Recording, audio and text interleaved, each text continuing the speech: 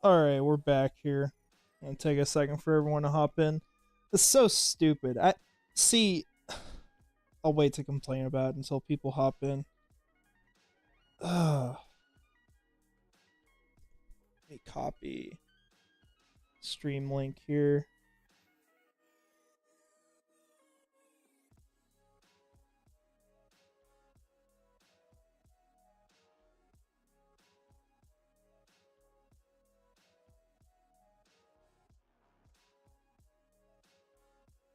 All right.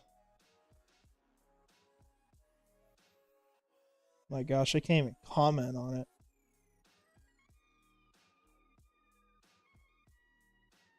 All right, we getting people back here. We got one person. It's SEC content. I did not know it would do that on a live stream because I have uploaded SEC content before. Like I put up SEC content for the film on all the prospect reviews, and all it gave me was copyright, and that was it. No, it wasn't taken down. Nothing happened, and it was fine. So I figured, oh, I could probably show that. I don't have to update this, right? And they freaking take it down. And I don't even I'm not earning money off of this. The videos aren't even monetized. So I don't know why it was like, oh yeah, let's just freaking ban that. Because if it works for uploading videos, why does it not work for a live stream? But that's what happens. So we're going to take a second here and hopefully people can hop back in. Let me put out a link to this for everyone on Twitter. That is really unfortunate, though. But hey, I learned it for the future.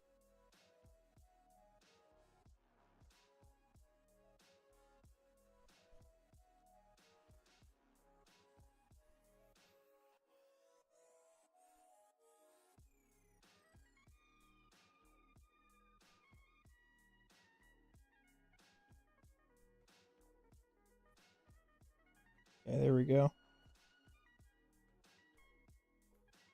See if this is the right one. Yep. Okay. It's back on Twitter, so hopefully people can hop in from there. I saw people who literally have to make it half the screen, flip the video backwards. There's even people who are doing AI stuff with it where they change how it looks. It's wild. Yeah, sorry, I didn't notice there for a second while I was streaming. I looked back over at my phone and it was like, oh, stream unavailable. Why? Excuse me? See, Robert, I've had a hard time figuring out where they even offer that. Because I've looked for all 22 tape and I can't find it anywhere. I might have to hit up someone. I think Jordan DeLugo knows where it's at, so I might hit him up. But yeah, in the future, when we do these live videos, I will definitely be checking for SEC content because I did not know it was going to do that. So apologize for the absolute confusion and madness there.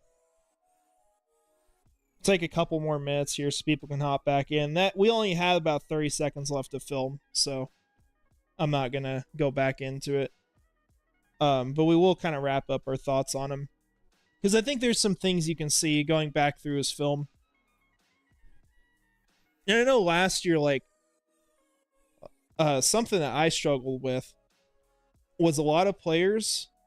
I had so many prospects I was doing for the first year where I wanted to really finish them, and a lot of people got they kind of got shafted as far as film review. I didn't watch them for that long.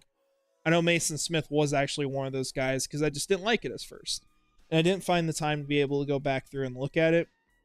So it helps to be able to look at all these targets, to be able to look at all this film, because it gives you a better image. I've went through right now, I think 16 guys for the 2025 NFL draft. I'll give you guys a sneak peek actually after we finish up the Brian Thomas Jr. stuff here before we hop off. But I've went through a lot of that, and I've tried to watch 3 games on every player, and it's helped a lot. So it's kind of why we wanted to reevaluate this. Yeah, Jaguars United's got a lot of great stuff. I haven't been able to catch one of his live streams for a while, but yeah, I follow him. I'm one of his members. I try to be members on most of the channels, some of the big ones at least. But we've got some people hopping back in here, so we will go ahead and we'll jump back into this. So let me see what we want to leave this on. I think this is fine for the graphic. Actually, let's go full screen share. Flip back to the big board. So we'll look back through notes here, kind of update some things, go back through the summary, see how close this is. So Brian Thomas Jr., I think I agree with a lot of the positives that I originally had. He's got really good size. You see the short area speed. It's not elite, right? But for his size, for being a prototypical X-receiver build, he's got some good stuff there. Down the field, like the way he wins and why he has these really high grades, why he has so many targets completed, is because when the catch is completed, it's when he's burned a guy by 5 or 10 yards, and when it's not, it's when Jaden Daniels has underthrown him. Just the pure speed that Brian Thomas Jr. brings to the game, I think that can be an explosive game-breaking element for the Jaguars offense that they do not have on the outside. And well, actually, because I have not watched a ton of Gabe Davis film, I'm curious what his 40-yard dash is. 454. This is where you start to separate Brian Thomas Jr. from where Gabe Davis is. Because I think Gabe Davis is sort of the baseline, but that is a key difference between these guys and how they can offer something a little bit different. Now, I still agree, like, super smooth. He accelerates well. I don't think it's great acceleration. I'd probably change that. I think it's good. Because you can see cornerbacks can keep up with him at first, but the longer the play goes, if you have protection, if you can get him downfield, he's going to get open. In this last note, like, I'm right there still.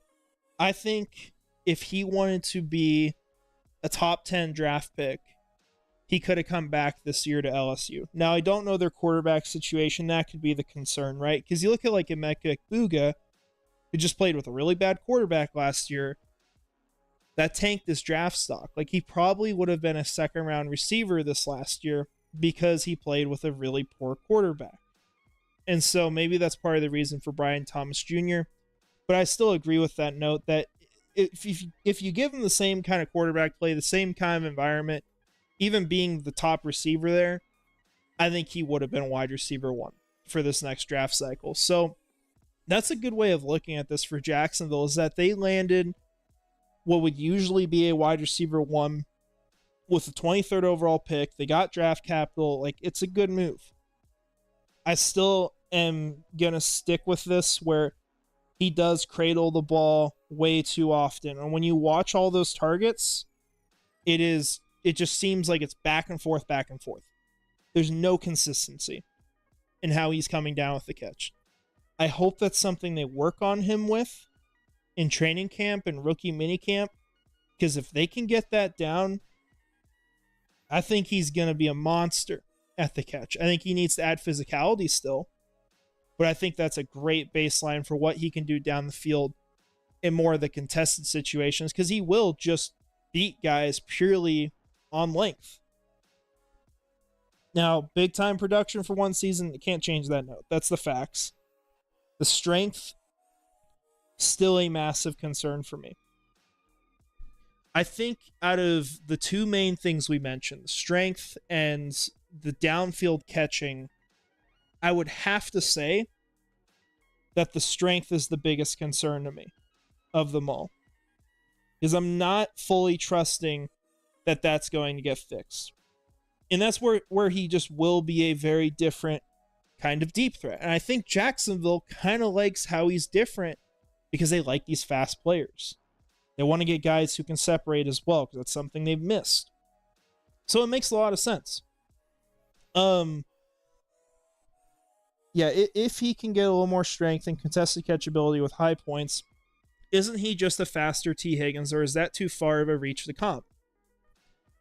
I don't think it's crazy, but I think the physicality is far different, and that's why you say if he has more strength, he would be similar to him.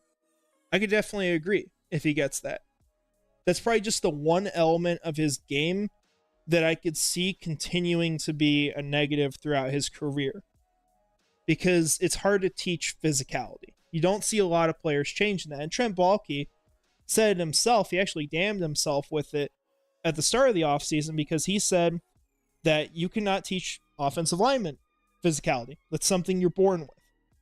He was talking specifically about the offensive line.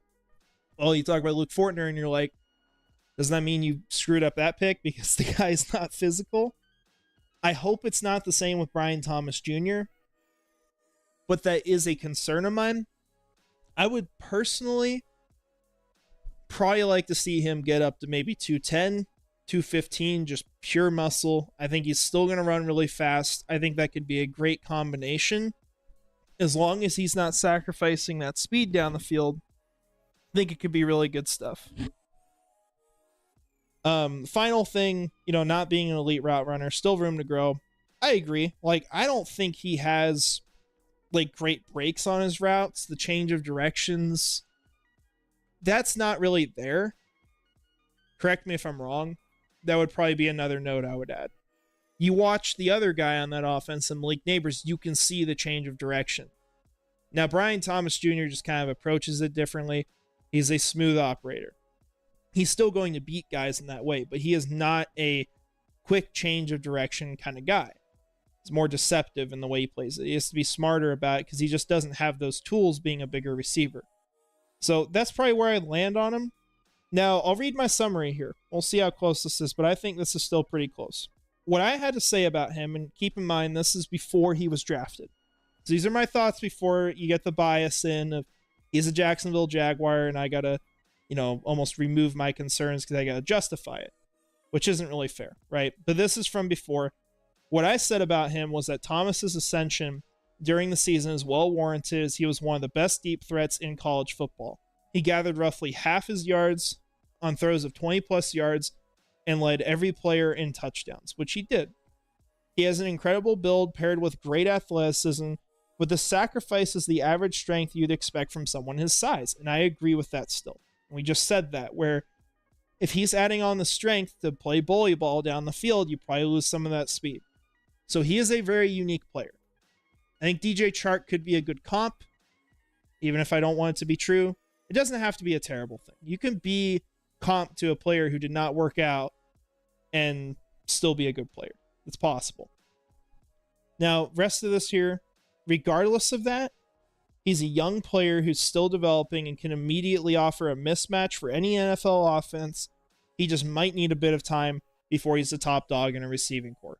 Still stand by that. I think he needs to come in somewhere that's going to take their time with him and develop him. He's not far off. It's worth noting that Thomas had more yards than Malik Neighbors in 6 of their 13 games together, and he outproduced him in touchdowns. If he was continuing to develop in college, he would likely be wide receiver 1 in the 2025 draft class. And that is where I have him right now. If he was in the next draft class, he is my wide receiver 1. To give you context on that, I will actually pull up my wide receiver rankings from this year, at least as of now. So you saw Brian Thomas Jr., my grade for him. He came in 25th, and I gave him an A-. I would probably change that at this point if the draft hadn't happened. Like I said, I'm not going to do that. My board is final. But I would probably move him up at least above A.D. Mitchell. I don't know how far up the list, maybe to 18 or 19. He's a fringe A to A- guy. In the way my grading works, if you're an S-tier prospect, which you get 8 guys up here who are, you're a blue chip prospect to me. You're a guy that I'm confident is going to work out in the NFL. You're going to be a high-level player, and you're a good draft pick. And that's why I said at the time I would have drafted Jazon Newton, because I felt very confident in what he was going to be at the next level. You also have guys who are A prospects. Yeah, A+, A, and A-. And there's that general grading system. A is for first round, B is second round, C is third round, D is 4th round, and all the way down to the 7th. So that's how my grading system works. And so Brian Thomas Jr., where he went at the time, when I talked about how I would want Jacksonville to get him if they did, I wanted them to trade down the board if they did it. And that's what they did. And so I can give them a good grade based off that on the pick because they got him where they should have. And it's a really good situation. Now, comparing to 2025, I will not be sharing this publicly other than on the stream until probably once all the prospects are done, at least to start off. My top graded receiver right now, and I have currently 16 guys graded. My top guy is an A- player. That's a Buga, and that's Luther Burden. I think that Thomas is more gifted than Burden at this point. Burden obviously has the opportunity to develop as a route runner, to become a very good receiver this year. We'll see if he takes that step. And if he does, maybe he ends up being a better prospect than Brian Thomas Jr. I still think Brian Thomas Jr., though, right now, is as much of a unicorn, and I think he's a player who's better primed to succeed in the NFL. And then Mecca Ikbuga, the big question with him is he going to produce this year? Is that going to change for him? And that's why I'd have these guys below him. Brian Thomas Jr., him being wide receiver 1 next year, if he did not come out, that stands for me. And so that's why I say that. I think Jacksonville got a player who is worthy of being that in a lot of draft classes, even if not all. I would say that's fair. So that's kind of my thoughts on this. We'll wrap up if we got any other comments here. I'll give you guys a grade. Let me do that. I would probably give this at the end of the day a B+. I give it a B+ for these reasons. For one, I do not think that Brian Thomas Jr. is a bust-proof prospect, which is why this will not be an A for me. Because this was a draft class where you had a lot of players that I trusted that would be really good in the NFL. Now, why it's not any lower than a B+ is because I think this is the best situation for Brian Thomas Jr. he could go into, other than maybe playing with like Patrick Mahomes. Is a good spot for him. I think he's going to be used very well in this offense. And he's with a quarterback who's going to get him the ball down the field, and that is going to help him out a lot. So I like that. I like the fit. And I also factor in the trade, which was gutsy, but it worked out. Jacksonville moved down from 17 to 23. They took Brian Thomas Jr. They got 167. They got a future 3rd and a future 4th from a team that might be very bad this next year. And what that does is it makes drafts pretty fun next year. It's going to make all the mock drafts exciting. We're going to have more picks. That's all great stuff. I don't know if Jacksonville uses that capital well. That's my major concern with it, because they just haven't done that, quite frankly. So I like it. It's not a perfect pick for me, though. I'm not going to give it an A+ because there is a world where this pick does not work out, or it's not as good as it should be, and we're measuring this against a very good draft class. A very good draft class. I mean, because he's wide receiver 4 for me at this point. So, given all that, I do like the pick. But there are other directions I would have considered. I think sticking at pick 17, well, you got a great trade offer.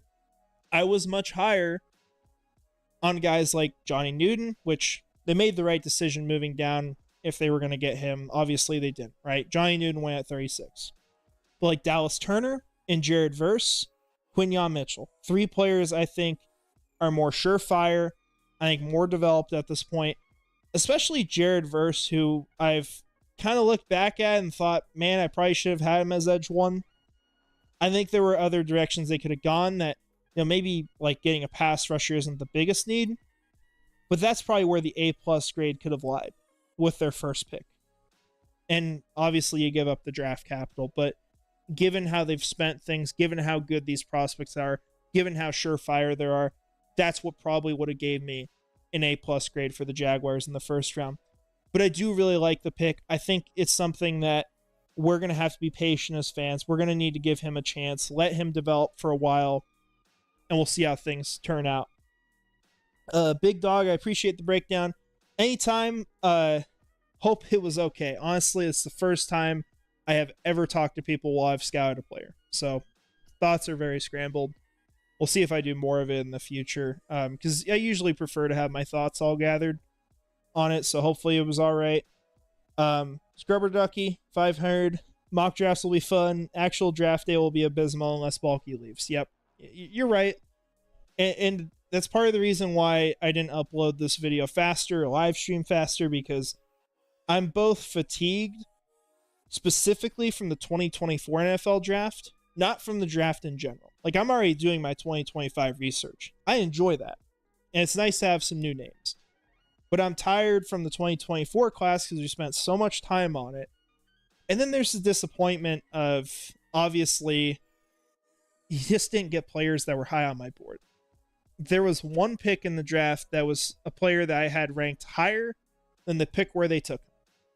And that was Javon Foster. And Brian Thomas Jr. is like pretty much on par. He was 25th overall for me. Probably would put him higher now. But that's like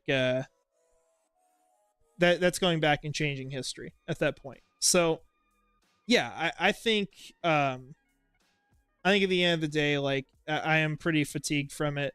It was a fun year though of the draft. I enjoyed being able to follow it all and have my thoughts gathered. It's just disappointing when you have a GM that just doesn't listen to consensus ever and reaches consistently. You'd love to see him take advantage of value at some point. It just doesn't seem like he does. And when he does, it's pure luck. Getting Antonio Johnson 100 picks later than he should go. Yeah, smash that like button. Appreciate it if you do. How would you grade Brian Thomas in contested catches and red zone ball skills? Red zone ball skills are really good. He gets open on go routes. He can win it, in the corner of the end zone. He's good at that, and he gets good separation as well. And he does that with players knowing what he's going to do. That's really impressive stuff. I love what he does there. The contested catches are questionable, though. You saw a couple where he's good at it, but he just needs to get stronger. And he has all the physical metrics to do it. Like, he has huge hands for a wide receiver. He's got good stuff there. He's just got to do it.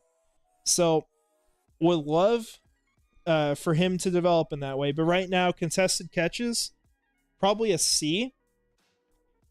Would you rather have had A.D. Mitchell? I would not at this point. I know I had him ranked higher. My thoughts on him on draft day, I think I said this early in the stream. I was flip-flopping quite a bit before. At the time of the draft, I'll just put it like this.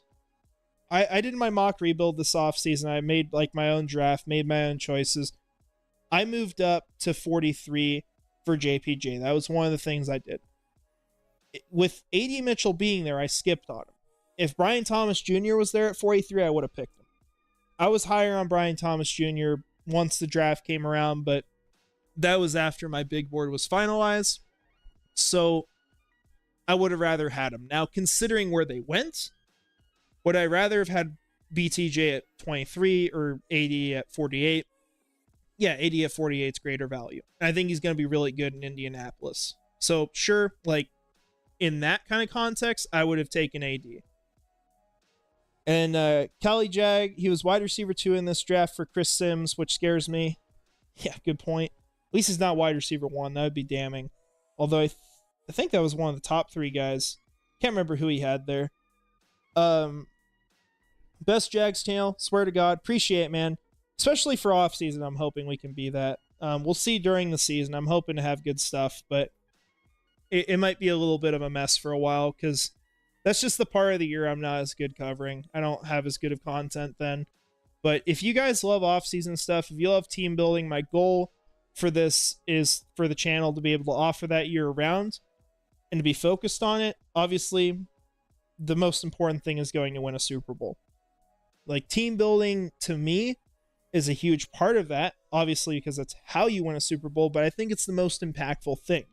Like, you can make an argument that picking Trevor Lawrence and watching it happen live would be more impactful than winning a Super Bowl for this team, because what if Trevor wins 3? We'll see in the next decade plus, but that's kind of how I see it. And so I think it's an important part. I've focused on it all year round. And so we'll try to do that here. We'll have summer scouting, all that stuff going on. Jags 21. Who's your top prospect for next year's draft? For the moment, it's James Pierce Jr. I will show you really quick my notes on him. Just at least some of my grading. I have updated my big board for next year. I want to have this be a little more in depth. So I have PFF grades listed now. I removed team fit. I just didn't think it was that great. I have rankings, or sorry, not rankings. I have categories I grade players off of now. For each position, there should be about 6. And then I put film reviewed as well, so I know what I've looked at, why I got to a conclusion. But to me, I have Pierce comp to Dallas Turner. Very similar in the sense that both were not good run defenders coming into the year. Both needed to add weight. Both had a really good pass rush plan and development there. I hear some people say Pierce doesn't have like a great arsenal of pass rush moves. I think he has some. I think he has a good amount, I would say. And he diversifies them really well. He throws a lot of stuff at people, and that's why he's so successful in a limited amount of snaps. But he's just got to add size for run defense. If he can get up to 250, 255, he could go first overall in this class. And so there's that projection with it. But even now, like, just where he is at this moment, he's Dallas Turner with more length. That's where I have him. He's taller. He has that advantage. He might even have longer arms for all we know. But he's my favorite guy right now. Like I said before, I'm a huge fan of Emeka Egbuka. He is not going to be the number 1 overall prospect. But he's my favorite receiver. We'll see as I go through positions. There might be like an offensive tackle that takes someone out here. We'll see. He had Zach Wilson over T-Law. Yeah, that's specifically the one I was thinking about in my head. That was bad. Yeah, appreciate Scrubber Ducky. I love doing it. My goal, long term, I think it would be great to try to get involved in scouting in some regard, but I'm going to take the long road with that and try to get better every year. It's nice to have notes on things too, of like what I would have done, because when I do that, I can go back and say, okay, maybe this was a good pick. Maybe this was a bad pick. Why was it bad? Why did I mess up? Why did I mess up scouting this player? What am I missing? Like, I think that stuff's good. I'm going to try to work on that for the next 5-10 years, and we'll see what happens from there. Maybe something, but I do enjoy doing that. Yeah, so the big board, that's kind of what I did last year, where it was just for the Jags. And that's where I added like the fits in and such. But I am going to probably just do a general one. And then keep in mind that if there's a prospect who's just a way better fit, that's maybe 1 spot or 2 spots lower, you probably take them. So it's kind of applicable. But yeah, it would be nice to have a specific one. I do want to have a general one though. And then just kind of have my mental notes and my things in writing that would explain whether it would be good for Jacksonville. Going to next off season, what do you foresee Jaguars' biggest needs? I say guard and edge depth. So we'll actually use a handy little document I've got here. So you guys can find this on Twitter. I'll try to link it. Actually, I'll just link it right now so you can see it. So I am keeping stats from the Jaguars, what they're spending at positions, what their roster looks like in the future. You can see APY hits. We've shown this on the channel before, so you guys might be familiar. But you can see effectively how much they're spending, what the cap space is, and then you can also see the depth chart. So looking at 25, this is where we currently sit. Now, talking about needs, I think tackle probably will be a need. I don't know if Cam Robinson gets extended, and I don't think Walker Little's going to stick around here. He's been shafted by this team, to be quite frank. I don't think he's like blowing everyone out of the water the way he's played, but he's a starter in the NFL. And if I was the Jaguars right now, and I would have done this earlier in the offseason, I'd be trading him to Washington for a day 3 pick and an early one. That is, I think you could get a 4th rounder or a 5th rounder out of them, but he probably needs to go somewhere else. So as far as needs, like, you got your quarterback, you might want a backup. I kind of wish they got Michael Pratt this year. I think he would have been phenomenal as a backup. Their running game, maybe you need someone there, but these are small things. Wide receiver set. I'd like to add another player there. As far as starters, you're getting a tackle. You're probably getting a right guard. I think you look at center. I don't think they will, though. The defensive line, your starters are set. I do think they need to be looking maybe more at day 2 to get another pass rusher. A name I really like, if they end up perhaps having an early day 2 pick they can get to, or this player doesn't have the breakout year. I really like JT Tuimoloau. I said that wrong probably. Forgive me. I'll get it right by April 24th next year. I think he'd be really nice as a rotational guy and someone who plays a lot still.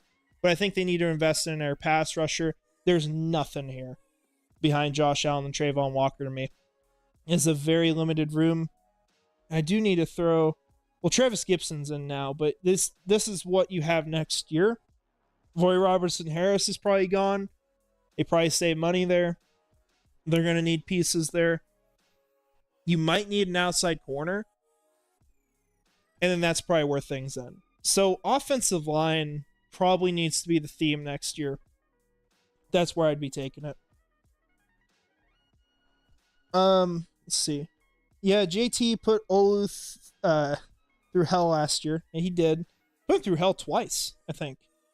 Just not a good matchup there, because Olu's more of a finesse guy. That was his only bad game in all of his career, was the 2023 matchup there. I just watched that, I think, either this morning or last night, whenever I put out a scouting report. But yeah, JT gave him hell in that game. And I think, like, with JT, I've seen him, just based off the film, develop every year. He's become better. I think he's got a high baseline. These are not thoughts you're going to get from most people. This is where I stand on him. I think he's already a very good rotational guy and can be a good starter. And if he doesn't have that breakout year, I'm taking the bet on him. And I'm going to do it happily. So he's a player I really like in the next process. We'll see how his season goes. With that said, guys, I think we're going to go ahead and wrap this up. I appreciate y'all joining. Sorry about the SEC thing there. We'll keep it in mind going forward. I just thought that was allowed because I don't monetize my channel right now. We have like memberships and all that, but I don't monetize videos because you need like 1,000 subscribers. So we'll have to wait a little bit. Free agents to sign. I have that on my Twitter, actually. Calais Campbell will be the top of the list. You throw out maybe Greg Van Roden to get guard depth. There's some other pass rushers too. I think I put DeJuan Smoot on there, but he just signed with the Bills today. So unfortunately, that's the case. I think JT has alright arm length too. It seemed like it was fine. We'll see though. If he doesn't, maybe he'll fall down the board. But I think he'll be an effective player. But yeah, and not a problem. I enjoy answering all your questions. I enjoy talking about the Jaguars. That's what we're doing here. I love doing it, and love hearing them on Twitter as well. Definitely shoot me questions on there if you ever want, or message me. I'm definitely able to respond to that and talk about that stuff. But that's all I got, guys. Thank you for joining.